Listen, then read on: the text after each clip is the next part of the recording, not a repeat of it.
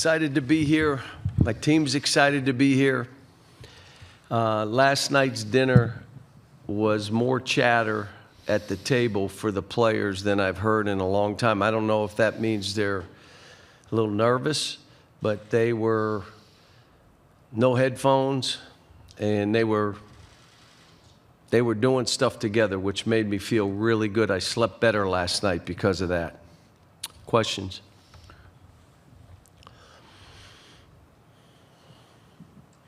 John, Xavier said that he's been practicing this week and that he thinks he's going to be available tomorrow. Just what are you expecting from him? He is trying his hardest, and he's doing great stuff. But, you know, I've got to really feel that he's going to be maybe not 100%, but he can't be 80, not in a game like this. Providence is well coached. They've got terrific players. Obviously, I know Bryce well and respect him and love him to death. He's a terrific player, but their guards are good. They're downhill runners, and so we'll see. He'll go through the shoot-around. We'll practice a little bit after this, and then the docs and the trainers will tell me what they think. Middle of the room. Hey, Cal, Dominic Yates with WLKY in Kentucky. You've talked a lot about how some of your best teams were those player-dominant teams, and you've made captains going into this postseason. But what has the process been like in trying to get these guys to have that mindset of being a player-dominant team?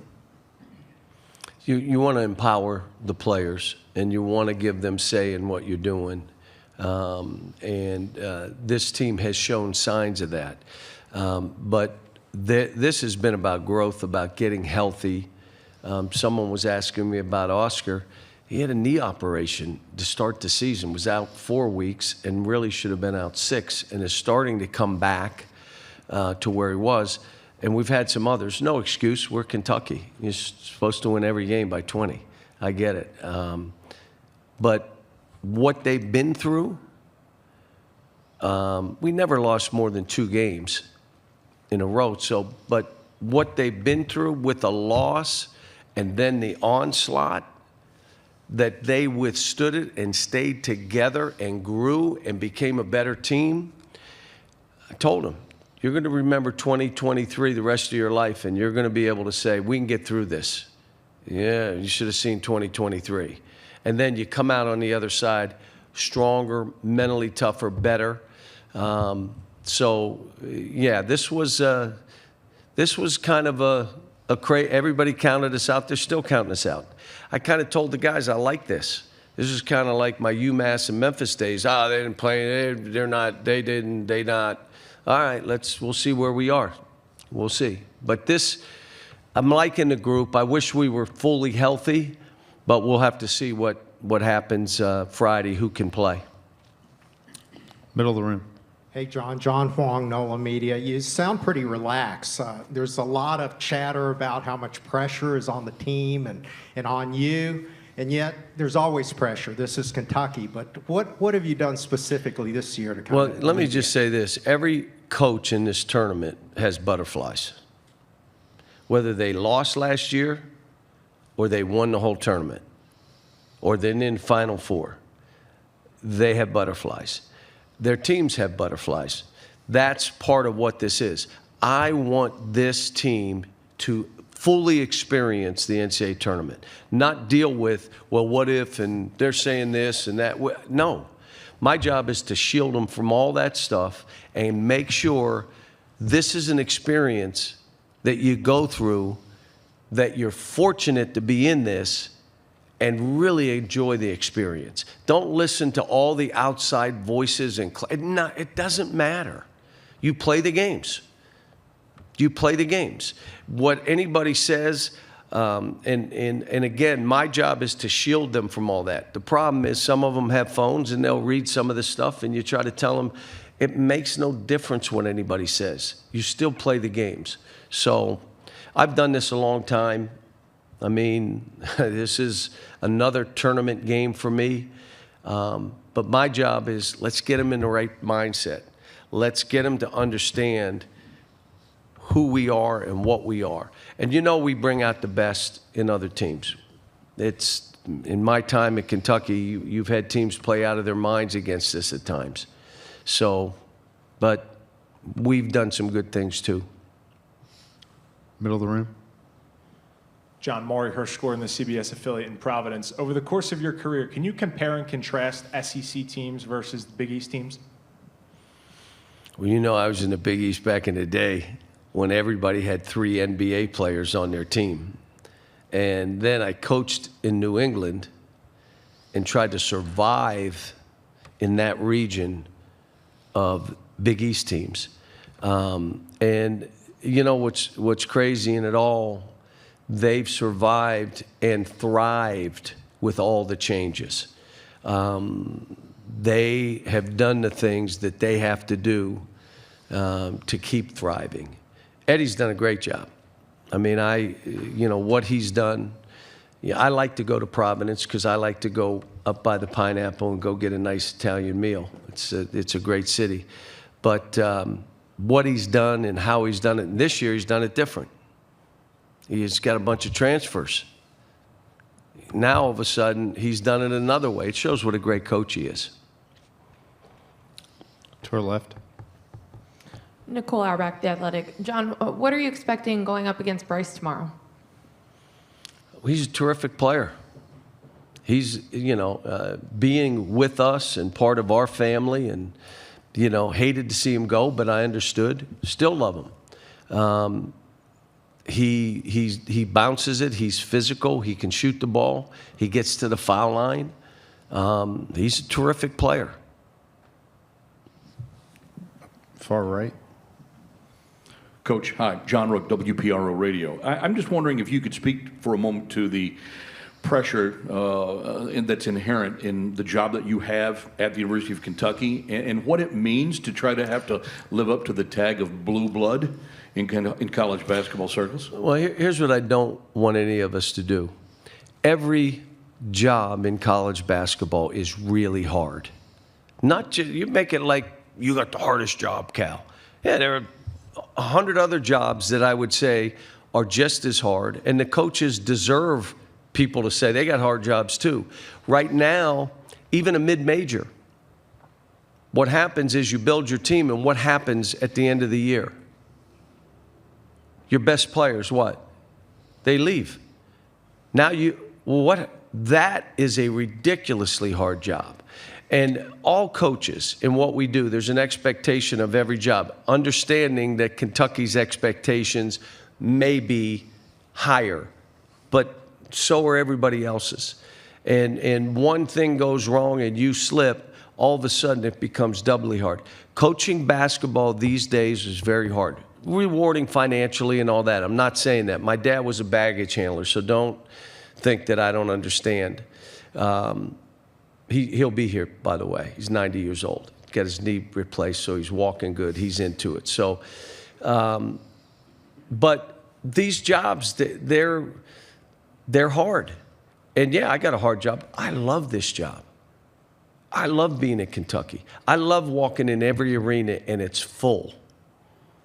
Every arena we go to, every game at home, we led the nation in attendance. Who wouldn't want to coach there? Yeah, there's the other side of it. There's a high expectation, but that's never scared me. It doesn't scare me now. To our left. But please understand, the coaches are saying thank you for me saying that right now. We all got hard jobs. They're hard, and they're intense. And people, social media has made them even crazier. John, Bill Koch with the Providence Journal. I just wondered if you'd speak to Jacob Toppin's growth from the player you got out of the portal from Rhode Island. Yeah, you know, I didn't. When there were people called, you know, about him, and I knew he wasn't a one-year project, but his growth has been phenomenal. You ready? This year. Yes, he got better each year, but he hit a bump in the road. And all the kids on this team, I probably had half of them that hit a bump in the road the same way, because they need to know, here's the juggling we do. I got to hold them accountable. You got to be about your team. There's a certain responsibility you have to all of us. But the other side is they got to know I believe in them and I pick them up. So you're juggling. Like, look, you're doing this or you can't be in there, yet you believe in them. Jacob was one, like holding them to a high standard, and then he needed, look, and I say it to him now, think about where you were. Don't go back there, and I won't let you go back there. I believe in you, but you cannot revert back to where you were. And I got a couple other guys, we had meetings. You remember that meeting we had where you came to see me? Well, think about where you are now. Let's not go back there. So this is, all those kids out there, there are things that we didn't have to do. We never had to be 18 and 19 and 20-year-olds and have social media coming at you. We never dealt with that. How they're dealing with it, I tell them, I respect you. Because, people can be mean and nasty because you don't know who they are. And so with Jacob, what he's been able to do this year, phenomenal. He went from to this kid is a pro. And he did it. He did it. And he fought, which made him stronger. I mean, I always say, when I'm evaluating a player, I want to see when he's at his worst. What is he then? And does he blame? Does he take stock? Does he take responsibility? You want to know, how is he when he's at his worst? You know how everybody is when they're at their best, including coaches. Things are good. We're telling jokes and we're fun. And now go through the avalanche. All right, how do you deal with it then? Do you still take responsibility? Or are you blaming? Do you still, we got to do some stuff, and it starts with me. I mean, it's all this stuff. I respect all these kids. I really do. And I tell my team probably once every 2 weeks, you know how much I respect what you guys do, and what they have to deal with. It's not only social media. Who else do they have to deal with? Everybody around them. They got 10 voices coming at them. And here you are, 18, and you want to be a pleaser. This is hard for these kids. But the opportunity they have, and I tell them all the time, at Kentucky, the big stage is you get an opportunity to show, like all the other players that played for us. Today we had Ashton Hagans come in for lunch, and he spoke to the group. He's going to play tonight. I'm going to go over I told him half the game. I said, I got a game tomorrow. I can't stay the whole game. He's in Greensboro. You know one of the things he said? He looked at him and said, appreciate all this. Appreciate how they treat you. Appreciate how you're coached. Appreciate this NCAA tournament. He said, my first year, we went to the Elite Eight. My second year, we all thought we were winning the national title. We won our league by 4 games, I believe. And he said, and then they took the tournament and said, there's not having a tournament. You have to look at what's happened for you now, and you're here. Take advantage. Go have a ball. Be for each other. Love each other. And when he was sitting up there, I'm thinking he was one of the quietest guys on my team. That be able to do that made me proud that he was able to speak the way he spoke into the team. And he connected with them. They all got up and hugged him and shook his hand. So that kind of stuff when you're into coaching, seeing your guys and your former guys and seeing their growth, there's nothing better. Left aisle. Brad McGarrett, Pawtucket Times.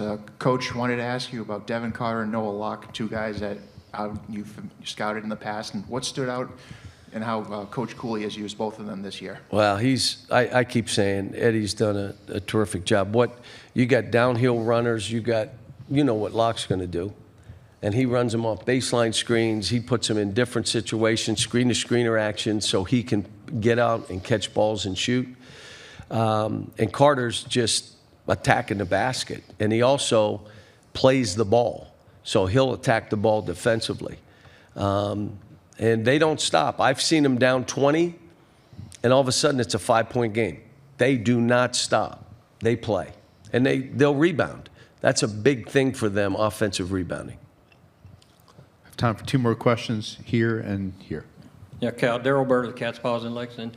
How concerned are you at all with the story developing that if you push Oscar hard enough, you might get a flagrant one out of him? What's happening to him, and how do you prevent that from happening tomorrow? I don't know. This is the NCAA tournament. Very rarely do you have to deal with officiating because it's really good officiating. A couple games I've had where I've been a little more outspoken, but normal situation is you're coaching your team and they're officiating the game. What you hope is the physicalness of the game is called. Oscar has been with me now 2 years. How many times has he had outbursts? You watched us. I think he just got tired of it. He just said, that's it. And this is a quiet, faithful, you know, I'm a sinner, and when I'm around him, I feel like a miserable sinner. This kid he is who he looks to be is who he is. And what I would guess is if they try to get too physical, if they block out facing him, they'll be called fouls. And that would be my hope.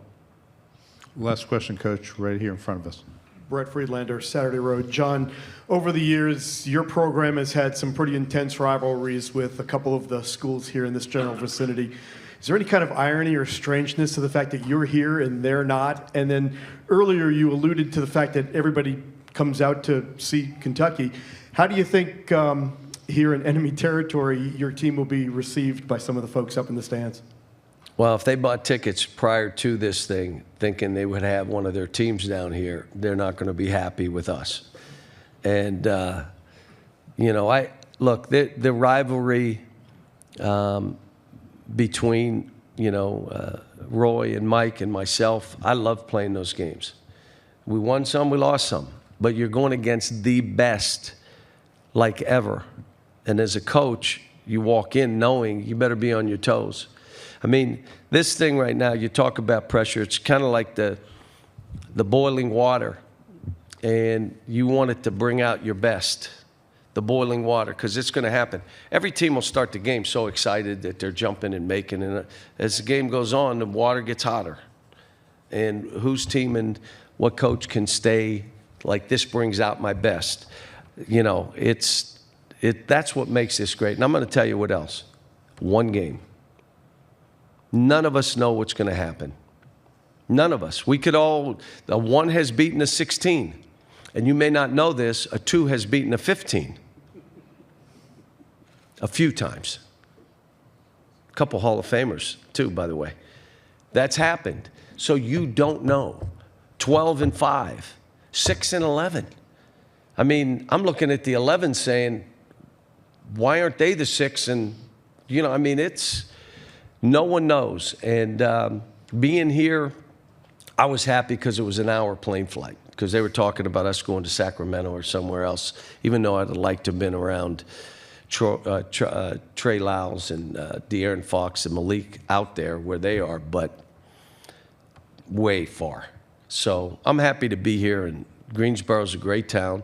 I hate to tell you, the last time I came to Greensboro, it worked out really well for us, me personally, our program. Why was I here? Bam Adebayo. That's why I was here.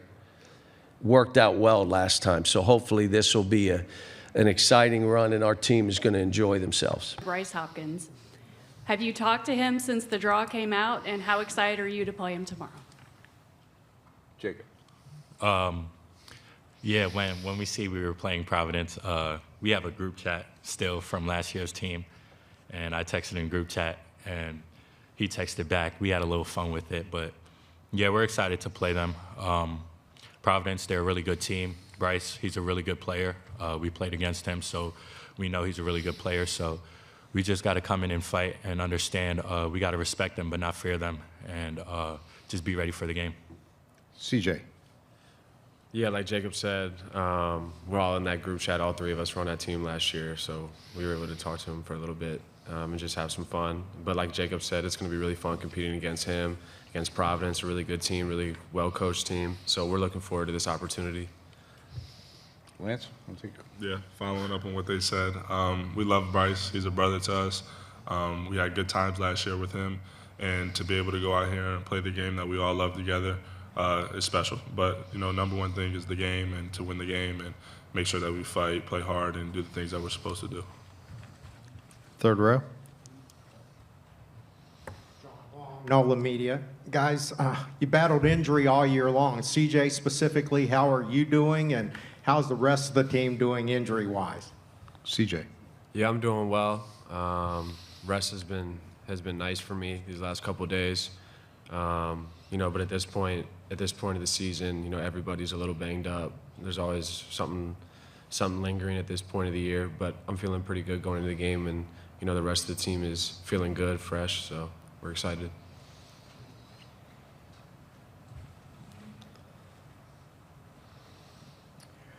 Jacob, emotionally, your kind of claim to fame this year has been coming out and being so open about your emotional and mental status. I was wondering, how is the team doing from that aspect? Where is their mindset heading into the tournament? Yeah, I feel like together as a whole, we're in a great mindset, ready for this game. We've prepared. We had 2 great practices. We're going to have another great practice today, and we're just all in the right mindset of staying connected, fighting through adversity if it comes, staying humble, and just living in the moment.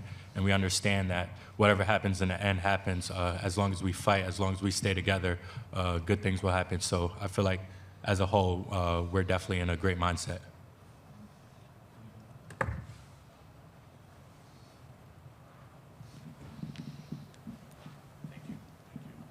Hi, guys. John Rook, WPRO Radio. Just wondered if each of you could speak to the tradition at Kentucky, what it means to each of you, and what it means to have to try to uphold that with so much expectation that comes along with playing at a program like Kentucky.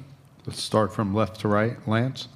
I think that being at a place like Kentucky, playing in front of the best fans in the country, no matter where we play, there will always be a Kentucky fan.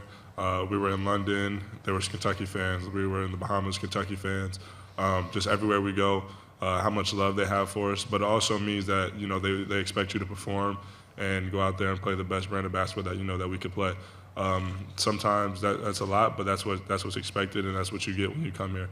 And that's known when you commit here and you sign up to be a basketball player here. CJ. Yeah, just to follow off Lance said, he kind of hit it on the nose. When you're playing at the highest level and the highest brand, there's a lot of good and there's a lot of expectations that come with that. So that's on us moving forward. And so many great players and the tradition of this place. We're looking to keep that going this weekend and obviously into more. But like Lance said also, we have the best fans in the country, so it's awesome to have their support behind us. So we hope to put a good brand of basketball this weekend for them. Jacob? Yeah, they basically said what I was going to say. We play at Kentucky, so there's expectations that's higher than most places, and we understand that. We've been through a lot of adversity, but we fought through it together. And I feel like we're well prepared for the tournament because every team that we played this year, it was their Super Bowl. And that's how it always is, and we understood that. And it's got us prepared for this moment now, so we're excited for the moment, and right now we're just living in the moment.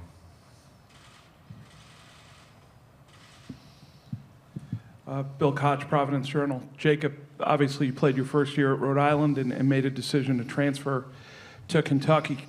Could you reflect on that decision a little bit and just speak to how much you've grown as a player and as a person these last couple of years? Yeah, definitely. Transferring to Kentucky has helped me tremendously in every aspect of my life, not just basketball, but as a person, mentally, physically. I've grown, and on the court, I've grown a lot. I was immature coming into Kentucky, and Coach Cal, the coaching staff, and everyone around me has helped me tremendously grow as a man and as a basketball player. So I appreciate everything Kentucky has done for me, and I'm just getting better day by day. Third row. Jacob and Lance, you guys were named captains of this team, something that Coach Cal rarely does.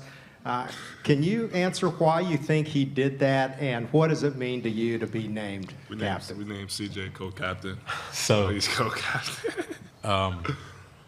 As everyone knows, Coach Cal wants to put this on his players. He wants to make it players first. So he named us captains so we could take control of the ship, understand that he's not going to be on the court with us. We're on the court with our teammates. So we have to have some leadership as is. And it just takes the pressure off of him and put it on us. So we'll take that pressure because we've been through a lot, so we can take that pressure and we understand what comes with it. So we're excited to lead this group and just have a good outcome, hopefully. Also, I think that it's different sometimes to hear something from your peer rather than your coach. Me and Jacob have been around Coach for a few years now, so we kind of know what he likes and kind of what he wants from players. So us being able to tell other players what it is instead of having Coach scream at them, and they might handle it a different way if it's coming from their peers. So.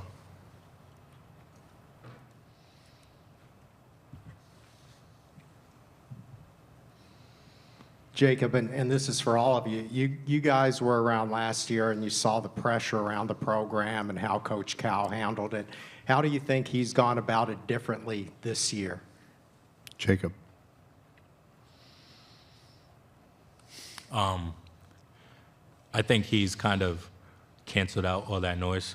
He's gotten better at doing that, and he's gotten better at teaching us to cancel out all the negativity.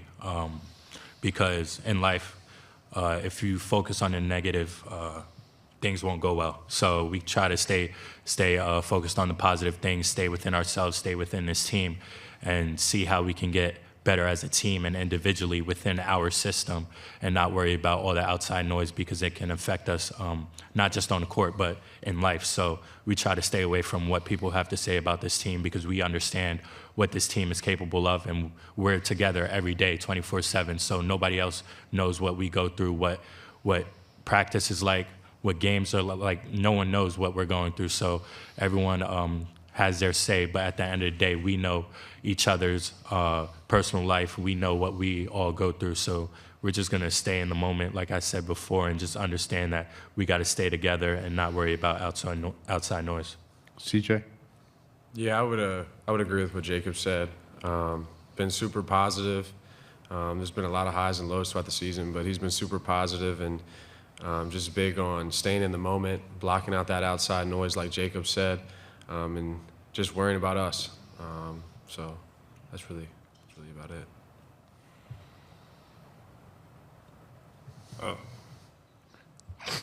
You want to go? I don't need to. It's okay. Go ahead.